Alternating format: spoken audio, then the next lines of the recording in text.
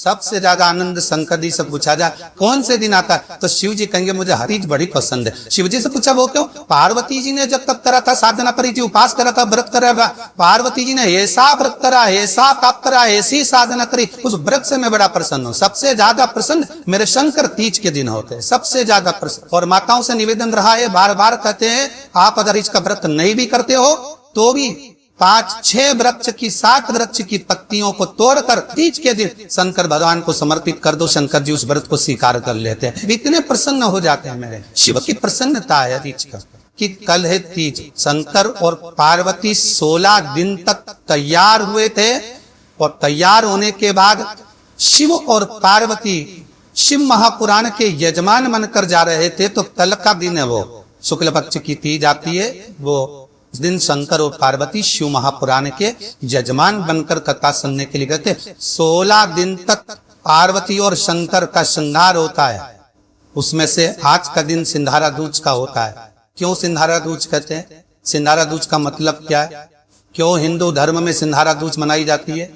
आज पूरे भारत की भूमि पर कई माताएं हाथ में मेहंदियां लगाती है, चूड़ियां पहनती है, सुंदर चुनरी पहनती है, माँ ब्रह्मचारिणी का पूजन करती है, माता का आराधना करती है। सिंधारा दूज का मतलब ये होता है कि चंचुला देवी जब 14 दिन तक शंकर और पार्वती अपने गुफा में से बाहर नहीं निकले शिव महापुराण की यजमान बनने के लिए, तब माता चंचुला देवी ने हाथ जोड़कर माँ जगदनी जगदम्बा को सुंदर वस्त्र, सुंदर चूड़ियां, सुंदर आभूषण माता के चरणों में ले जाकर समर्पित करे थे और कहा माँ इन चूड़ियों को जो मैं दे रही हूँ, ये लाल चूड़ी, ये लाल श्रृंगार, ये लाल वस्त्र, जो लाल चूनर यूं मैं प्रदान कर रही हूँ, माँ बस ऐसी कृपा कर दे कि तू इन चूनर को धारण करे और मेरा भी सौभाग्य, मेरा भी सुहाग अमर कर दे, बस इतनी कृपा मेरे ऊपर कर दे। वो सिंधारा दूज का महत्व है।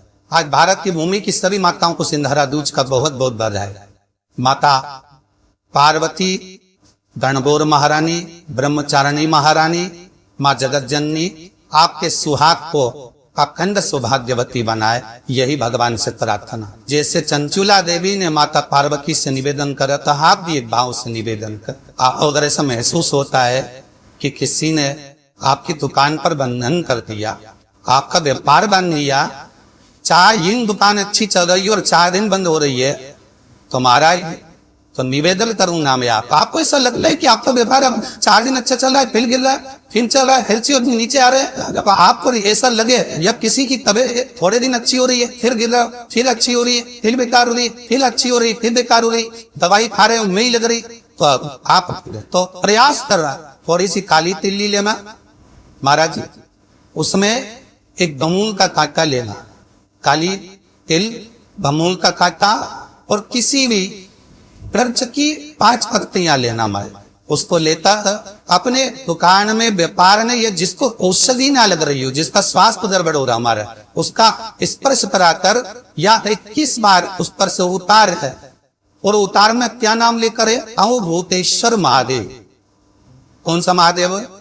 जम के बोल रहे अवधूतेश्वर महादेव। आप शास्त्र कहता है कि अवधूतेश्वर महादेव का जो रूप है वो रोग का निवारण करने के लिए, व्यापार की वृद्धि को आगे बढ़ा रही थी। तो अगर मान लो उधर प्रॉब्लम चल रही है, व्यापार में दिक्कत आ रही है, व्यवसाय में तकलीफ आ रही है, या किसी न किसी रूप में कोई ना कोई कष्ट आपको लग रहा है, तो अवधूतेश्वर महादेव का नाम लेकर काली तिल्ली वृक्ष की पत्ती और एक बमूल का कांटा लेते और आप दुकान में से उतार लो, चाहे शरीर पर से उतार लो, उसको ले जाकर किसी भी चौराहे पर उसको पटक दीजिए। चोर रास्ते पर नहीं डाल सकते तो बहते हुए पानी में डाल दीजिए, बहता हुआ पानी ना मिले तो पीपल के वृक्ष के नीचे डाल दीजिए। किसी व्यक्ति ने मानो बड़े कोई भूमि पर कब्जा करना है, वो नहीं छोड़, तो उसके लिए भी कल का दिन बड़ा महत्वपूर्ण है, उसके लिए भी कल का दिवस बड़ा महत्वपूर्ण। मान लो अगर कोई कब्जा कर लिया हो और वो प्लाट या कोई दुकान, कोई व्यापार के स्थान नहीं छोड़, तो उसके लिए भी कल का दिन शास्त्र कहता है महाराज जी, शमी पत्र की 5 पत्ती, कितनी पत्तियां लेना है? 5। शमी पत्र की 5 पत्ती, बेल पत्र की 11 पत्ती, सूर्य का स्मरण करते हुए सूर्य में से 7 बार घुमाकर भगवान शिव का नाम मंत्र लेते हुए जो शिव महापुराण का मूल मंत्र है श्री शिवाय नमस्तुभ्यम। शिव महापुराण के मूल मंत्र का स्मरण कर सूर्य पर से घुमाकर शंकर भगवान के शिवलिंग पर जो समर्पित कर देता है और चढ़ी हुई एक बेलपत्र शमी पत्र उस स्थान पर डाल देता है जो कब्जा नहीं छोड़ रहा। महाराज 6 महीने के अंदर वो कब्जा छोड़कर भागता न जा कर्जा का घोड़ा भी है और थोड़ी भी मात्रा का अगर कर्जा है तो उस कर्जे को चुकाने का प्रयास, और अगर नहीं चुक रहा तब कल तो 1 नोगा पानी कलश मारा उसमें जल भर लीजिए और जल भरकर उसमें 7 दाने चने की दाल डाल लीजिए। 7 दाने चने की दाल डालकर उसमें थोड़ा सा कुंको रौली थोड़ी सी इसमें डालिए।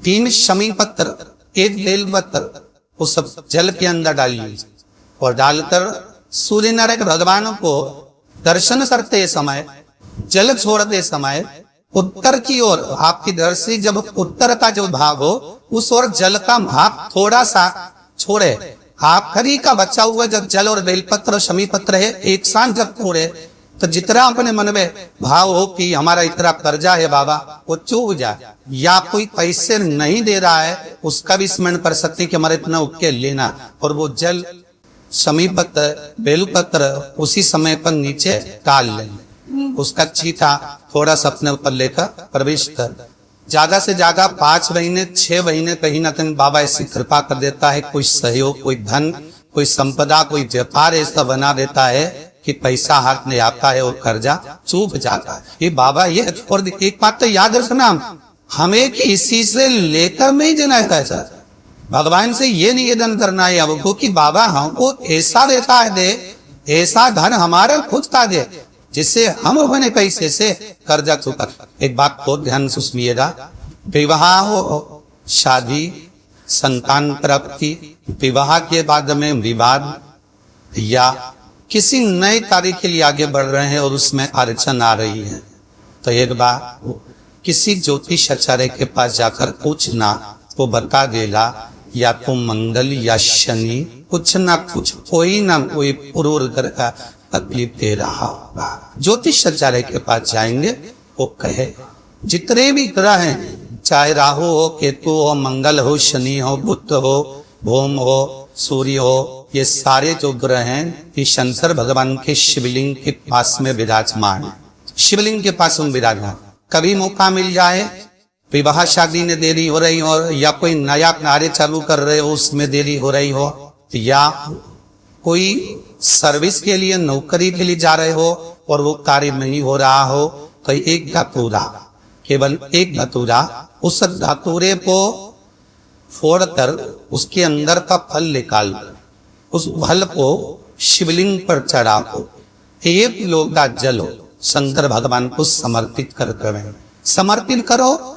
उसके बाद में विवाह के लिए अगर समर्पित करे हैं तो विवाह में देरी नहीं होगी, व्यवसाय और व्यापार के लिए अगर नौकरी के लिए समर्पित करे हैं तो उसमें देरी नहीं हो। श्री शिवाय नमस्तुभ्यम, सब बोलिए एक बार जमकर श्री शिवाय नमस्तुभ्यम।